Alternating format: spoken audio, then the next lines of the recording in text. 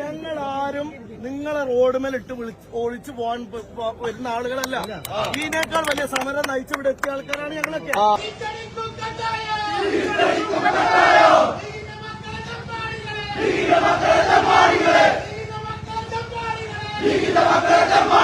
ഇന്നലെ പെരിന്തൽമണ്ണയില് മുസ്ലിം ലീഗിന്റെ ഓഫീസ് കല്ലെറിഞ്ഞ് തകർക്കുന്ന രംഗം കണ്ട്. അതിനുശേഷം നജീബ് കാന്തപുരം MLA അദ്ദേഹം പ്രതികളെ പിടിക്കണം എന്ന് പറഞ്ഞുകൊണ്ട് റോട്ടിൽ ഉപരോധം നടത്തുന്നത് കണ്ട്. ഇന്നലെ രാത്രി വലിയൊരു ഹർത്താലിന് പെരിന്തൽമണ്ണയിൽ ആഹ്വാനം ചെയ്ത്, ഏതായാലും ഇന്ന് ഹർത്താൽ വേണ്ട എന്ന് പറഞ്ഞുകൊണ്ടുള്ള ആഹ്വാനം വന്നിരിക്കുന്നു, ഹർത്താൽ പിൻവലിച്ചിരിക്കുന്നു എന്നുള്ള പ്രസ്താവനയും ഒരു വാർത്താ സമ്മേളനവും കണ്ടു. ഇപ്പുറത്ത് CPM നേതാവിൻ്റെ വാർത്താ സമ്മേളനമൊക്കെ കണ്ടിട്ടാണ് ഈ വീഡിയോ ചെയ്യുന്നത്. പരമാവധി ആളുകൾ ഇത് ഷെയർ ചെയ്യുക. നമ്മളെ നാട്ടിൽ ക്രമസമാധാനം ഉണ്ടാവേണ്ടത് അനിവാര്യമാണ്.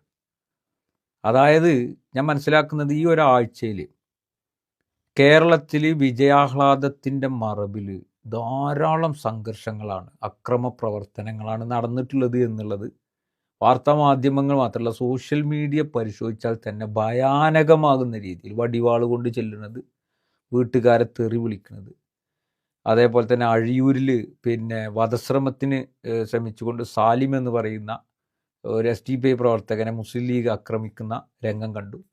ഇവിടെ പെരിന്തൽമണ്ണയിലേക്ക് വരാം. പെരിന്തൽമണ്ണയിൽ ഇപ്പോൾ മുസ്ലിം ലീഗിൻ്റെ ഓഫീസ് ആക്രമിക്കുന്നതാണ് ഇപ്പോൾ എല്ലാവരും കണ്ടത്. എന്നാൽ CPM പറയുന്നത് വിജയാഹ്ലാദത്തിൻ്റെ മറവിൽ CPMൻ്റെ ഓഫീസിന് നേരെ 2 പേര് ബൈക്കിലെത്തിക്കൊണ്ട്, വിജയാഹ്ലാദം കഴിഞ്ഞു പോകുന്നതോടുകൂടി ബൈക്കിലെത്തിക്കൊണ്ട് എറിഞ്ഞു എന്നുള്ളതൊക്കെ പറയുന്നുണ്ട്. അപ്പോൾ ഇത് ഏകപക്ഷീയമായ ഒരു സംഭവമായിട്ട് നമുക്ക് എടുക്കാൻ പറ്റില്ല. അതായത് 2 കൂട്ടരും സംയമനം പാലിച്ചുകൊണ്ട് തന്നെ മുന്നോട്ട് പോയി നാടിന് സമാധാനം കിട്ടുന്ന രീതിയിലേക്ക് ആക്കി മാറ്റണം. ഇവിടെ നജീബ് കാന്തപുരത്തിൻ്റെ വാർത്താ സമ്മേളനം കണ്ട് രാവിലത്തെ അദ്ദേഹം പറയുന്നുണ്ട്, ഞങ്ങളുടെ പ്രവർത്തകർ ഒന്നിനും പോയിട്ടില്ലല്ലോ, ഞങ്ങളുടെ പ്രവർത്തകർ ഞങ്ങൾ പറഞ്ഞുകൊടുത്ത് നിന്നല്ലോ എന്നൊക്കെ. പക്ഷേ ഈ കേരളത്തിൽ നജീബ് സാഹിബ്, ഈ കേരളത്തിൽ മുസ്ലിം ലീഗിൻ്റെ സകല നേതാക്കന്മാരും മനസ്സിലാക്കേണ്ടത്, ഈ കേരളത്തിൽ കാസർഗോഡ് മുതൽ കണ്ണൂരിലുമൊക്കെ വിജയാഹ്ലാദത്തിൻ്റെ മറവിൽ എത്ര ആളുകൾക്കെതിരെയാണ് മുസ്ലിം ലീഗിൻ്റെ പ്രവർത്തകർ അക്രമം അയച്ചു വിട്ടിട്ടുണ്ട് എന്നറിയോ? അതും ഒരിക്കലും ആൾക്കാർക്ക് അംഗീകരിക്കാൻ കഴിയാത്ത രീതിയിലേക്ക്. മുസ്ലിം ലീഗൊന്നും ഈ കോലത്തിലുള്ള അക്രമങ്ങൾക്ക് ചുക്കാൻ പിടിക്കുന്നത് ശരിയല്ല. യഥാർത്ഥത്തിൽ അവിടെ നേതൃത്വം ഇടപെട്ടുകൊണ്ട് അങ്ങനെ ആക്രമണം നടത്തുന്ന ആളുകൾക്കെതിരെ കർശന നടപടി ആ സമയത്ത് സ്വീകരിക്കുകയാണെങ്കിൽ ആ നാട്ടിൽ ആ പ്രശ്നം ഉണ്ടാവില്ല. പിന്നീട് ആ പ്രശ്നത്തിന് ആളുകൾ മുതിരൂല.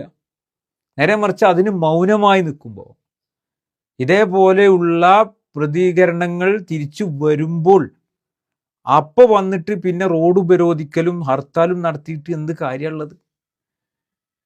അതിനൊക്കെ ജനങ്ങളുടെ സ്വൈര ജീവിതത്തെ വികലമായി സംഭവിക്കുന്ന സാഹചര്യത്തിലേക്ക് കൊണ്ടുപോയി ചെന്ന് എത്തിക്കുന്നതിൽ തങ്ങളുടേതായ പങ്ക് വഹിക്കുന്നു എന്നല്ലാതെ വേറെന്താണ് ജനസമൂഹം അതിനെ നോക്കിക്കാണുക?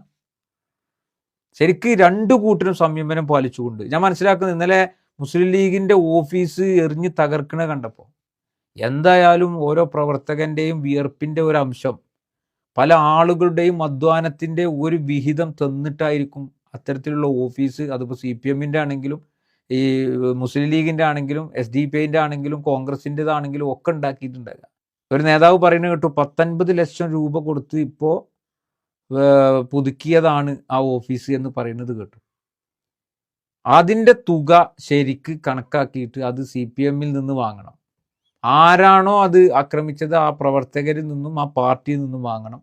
തിരിച്ചു CPMൻ്റെ ഓഫീസ് ആരാണോ ആക്രമിച്ചത്, അവരുടെ കൊടികൾ ആരാണോ നശിപ്പിച്ചത്, അവരിൽ നിന്ന്, ഈ പറയുന്ന മുസ്ലിം ലീഗ് ആണെന്നുണ്ടെങ്കിൽ മുസ്ലിം ലീഗിൽ നിന്ന് ആ ഫൈൻ ഈടാക്കിക്കൊണ്ട് അങ്ങനെ തന്നെ അത് തീർപ്പ് കൽപ്പിക്കണം എന്നുള്ള, അങ്ങനെ നിയമം കൊണ്ടുവന്ന് ശക്തമായ ശിക്ഷ നടപ്പിലാക്കണം എന്നുള്ളത് തന്നെയാണ് ഈ ഒരു അവസരത്തിൽ ഓർമ്മപ്പെടുത്താനുള്ളത്. പെരിന്തൽമണ്ണക്കാരെ സംബന്ധിച്ചിടത്തോളം നമ്മളവിടേക്ക് വിളിക്കുമ്പോൾ സത്യത്തിൽ ജനങ്ങൾ വളരെ അസ്വസ്ഥരാണ്. ജനങ്ങൾ ഒരിക്കലും ഇങ്ങനെ ഒരു പ്രതികരണമോ ഇങ്ങനെ ഒരു പ്രവർത്തനമോ ഒരിക്കലും പ്രതീക്ഷിച്ചിട്ടില്ല.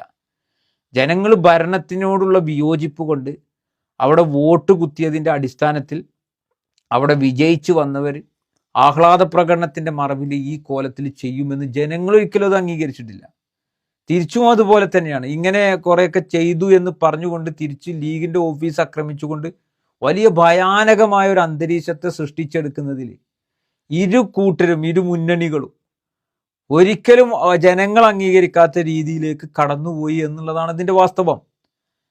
മാത്രവുമല്ല, റോഡ് ഉപരോധിക്കുന്ന ഒരു MLA ശരിക്ക് എന്ത് സന്ദേശമാണ് ഇതിലൂടെ ജനങ്ങൾക്കും സാധാരണക്കാരായ ജനങ്ങൾക്കും നൽകുന്നത്? ഞാൻ വെറുതെ പറയല്ല, എത്രയോ സ്ഥലങ്ങളിലാണെന്നറിയോ. ഞാൻ ഇന്ന് മുസ്ലിം ലീഗ് അക്രമം അടിച്ചു നോക്കുമ്പോൾ കേരളത്തില് പല സ്ഥലങ്ങളിലും മുസ്ലിം ലീഗിന്റെ അക്രമവുമായി ബന്ധപ്പെട്ടുള്ള ഈ ഒരു ആഴ്ചക്കുള്ളിൽ ഈ വിജയം ഉണ്ടായല്ലോ, അതിന്റെ ഒരു ആഴ്ചക്കുള്ളിൽ വന്ന വാർത്തകൾ മാത്രം എടുത്ത് പരിശോധിച്ചാൽ മതി. ഞാൻ CPM-കാരനോ അല്ലെങ്കിൽ മുസ്ലിം ലീഗിനോട് അഗാധമായ വിരോധം ഒന്നും ഉണ്ടായിട്ടല്ല. ഒരിക്കലും മുസ്ലിം ലീഗിന്റെ ഓഫീസ് ആക്രമിച്ചതിനോട് ഒരിക്കലും യോജിപ്പില്ല. തുറന്നാണ് പറയാ, അത് വളരെ മോശപ്പെട്ട ഒരു പ്രവൃത്തിയാണ് ഇന്നലെ CPM അവിടെ ചെയ്തത്. അപ്പോൾ അത് അന്വേഷിച്ച് നോക്കുമ്പോഴാണ് ഇങ്ങനെയൊക്കെ ചില സംഭവ വികാസങ്ങൾ അവിടെ നടന്നിട്ടുണ്ട് എന്നുള്ളത് മനസ്സിലാകുന്നത്. അത് നേരാണോ നുണയാണോ എന്നുള്ളത് മുസ്ലിം ലീഗ് അത് ഏറ്റെടുത്തിട്ടൊന്നുമില്ല. പക്ഷെ ഇത് എങ്ങനെ ഉണ്ടായി എന്നുള്ളതൊക്കെ ഒന്ന് പരിശോധിച്ചുകൊണ്ട് അണികളോടൊക്കെ ഒന്ന് സൂക്ഷ്മത പാലിക്കാനൊക്കെ പറഞ്ഞ് അങ്ങനെ സംഭവിച്ചിട്ടുണ്ടെങ്കിൽ അവർക്കെതിരെ കർശനമായ നടപടി സ്വീകരിക്കേണ്ട ഒരു അവസ്ഥ ഉണ്ടായിരുന്നു. മാത്രവുമല്ല, ഇന്നലത്തെ പ്രതിഷേധ പ്രകടനം അതൊരിക്കലും CPM-ന്റെ നേതാക്കന്മാരുടെ ഭാഗത്തു നിന്ന് ഉണ്ടാവാൻ പാടില്ലാത്തതും, അങ്ങനെ ഉണ്ടായിട്ടുണ്ട് എന്നുണ്ടെങ്കിൽ ഈ അണികളെ നിയന്ത്രിക്കേണ്ട ഉത്തരവാദിത്വം CPM-ന്റെ നേതൃത്വത്തിനുണ്ട്. അണികളെ അഴിച്ചു വിട്ടുകൊണ്ട് അക്രമം തന്നെയാണ് അവിടെ നടത്തിയിട്ടുള്ളത്. ഇതൊക്കെ ജനജീവിതം വളരെ ദുസ്സഹമായിരിക്കുന്നു ഈ ഒരു പ്രവൃത്തി കൊണ്ട്. ഏതായാലും ഹർത്താൽ പിൻവലിച്ചത് ഏറ്റവും നല്ല കാര്യമായിട്ടാണ് പറയാനുള്ളത്. ഈ ഹർത്താൽ കൂടി പ്രഖ്യാപിച്ച് അതിലൂടെ കൂടി ജനങ്ങളെ ബുദ്ധിമുട്ടിച്ചിരുന്നുവെങ്കിൽ ശക്തമായ ഒരു ജനരോഷം തന്നെ ഇവരുടെ രണ്ടുപേരുടെ കാര്യത്തിലും ജനങ്ങൾക്ക് മനസ്സിലുണ്ടാകുമായിരുന്നു എന്നുള്ളതാണ് യാഥാർത്ഥ്യം.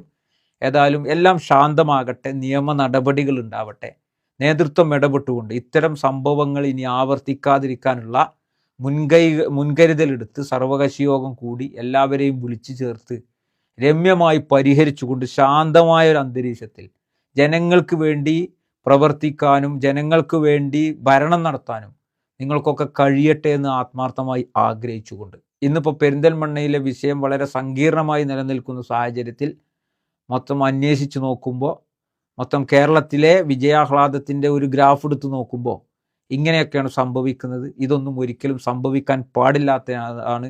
UDF സംവിധാനങ്ങൾക്കിടയിൽ നിന്ന് ഇങ്ങനെയൊക്കെ സംഭവിച്ചു കഴിഞ്ഞാൽ എല്ലാവരും അവനവൻ്റെ പോക്കറ്റിൽ നിന്ന് വിയർപ്പിൻ്റെ ഒരു അംശം എടുത്തിട്ടാണ് ഈ കൊടികളും അതേപോലെ തന്നെ ഓഫീസുകളും ഈ ഫ്ലക്സ് ബോർഡുകളും ഒക്കെ സ്ഥാപിക്കുന്നത്.